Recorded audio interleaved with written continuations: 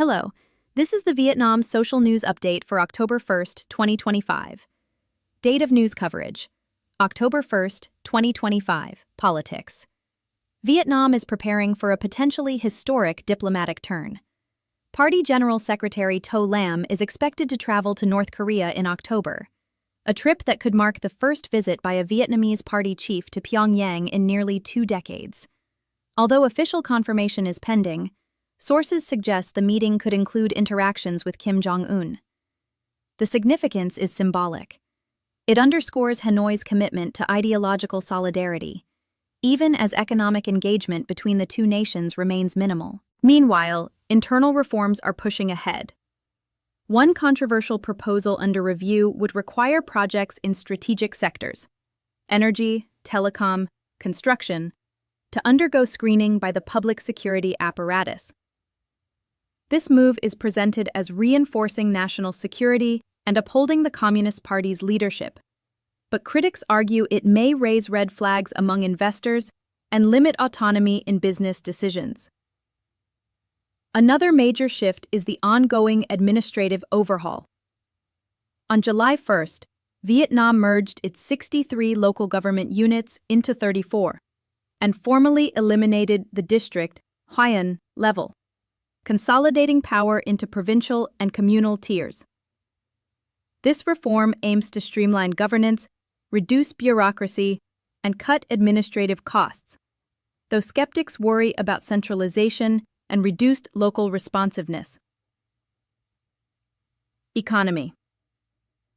Now let's move to the economy. Typhoon Bualoi's aftermath is already reshaping economic calculations. Preliminary damage assessments estimate losses of around 8 trillion dong, roughly $303 million, with nearly 170,000 homes damaged and extensive impact on roads, schools, power infrastructure, and over 34,000 hectares of crops. In northern Vietnam and central regions, transport services are disrupted and power outages persist. Recovery and reconstruction efforts will strain local budgets and slow industrial output in affected areas. On the financial markets front, VP Bank Securities is launching an ambitious IPO, aiming to raise about 12.7 trillion dong, approximately $481 million, through the sale of a 25% stake. The offering is scheduled between October 10 and 31st. This move reflects rising confidence in Vietnam's capital markets and is part of a broader trend of firms seeking to tap investor appetite amid surging stocks and regulatory changes. At the macro level, headwinds from U.S. tariffs are squeezing growth. Vietnam's exports to the U.S. dropped 2% in August versus July, while imports from China also fell by 2%. The World Bank has trimmed Vietnam's 2025 GDP forecast to 6.6%, and the IMF puts growth at 6.5%. Citing vulnerabilities in trade and global demand. Many exporters now face a choice: absorb costs, renegotiate supply chains, or shift production focus. Furniture makers, for example, remain in Vietnam, anticipating that U.S. consumers will absorb some of the tariff burden rather than cancel orders. One lingering structural challenge is the state power utility EVN. Authorities are considering regulatory changes that would allow EVN to raise retail electricity prices to cover its operational losses. Though politically sensitive, this adjustment is argued to be necessary for energy security and long-term fiscal balance. Society and culture. Next, in society and culture, the human toll from Typhoon Bualoi is mounting. As of today, the confirmed death toll has risen to 26, with 22 people still missing. Flooding in Hanoi and across northern provinces has inundated homes, led to school closures, and disrupted rail and air travel. The storm has exposed vulnerabilities in urban infrastructure and emergency response systems, especially as heavy rainfall concentrates over densely settled areas.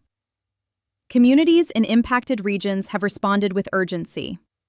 Local authorities, military units, youth organizations, and volunteers are coordinating evacuations, delivering food and supplies, and repairing broken infrastructure. Many residents spent nights pulling belongings above rising water, and emergency teams continue to monitor landslide risks as saturated slopes remain unstable. On a different note, Vietnam launched a new 24/7 English-language channel called Vietnam Today on September 7th. Designed to showcase Vietnamese perspectives globally, the channel broadcasts news, cultural features, business stories, and tourism content tailored for international audiences. It is part of Hanoi's broader push to shape its own narrative abroad, counter stereotypes, and engage more actively in global public diplomacy. International relations.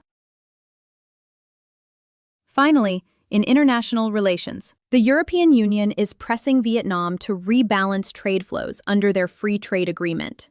During a recent visit, EU Trade Commissioner Maroš Šefčovič noted that while Vietnamese exports to the EU have jumped some 60% since the FTA's inception, EU exports into Vietnam have climbed only about 10%.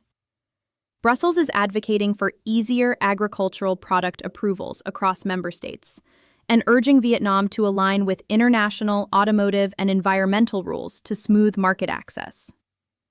Vietnamese-Saudi ties also took a step forward.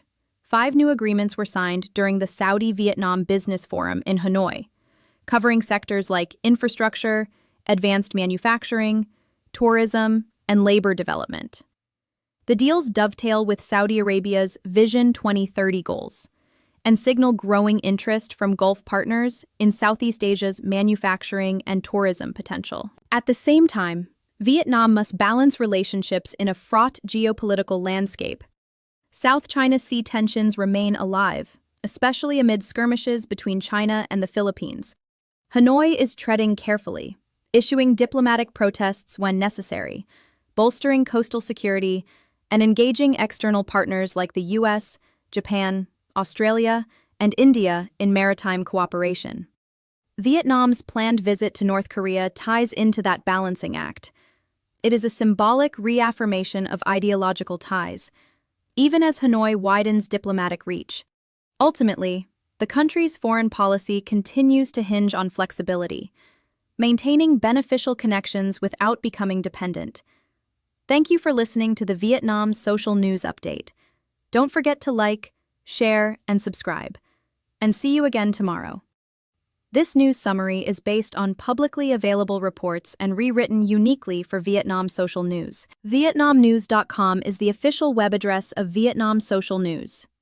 We are an independent platform, not affiliated with Vietnam News Agency or any government-owned media outlet.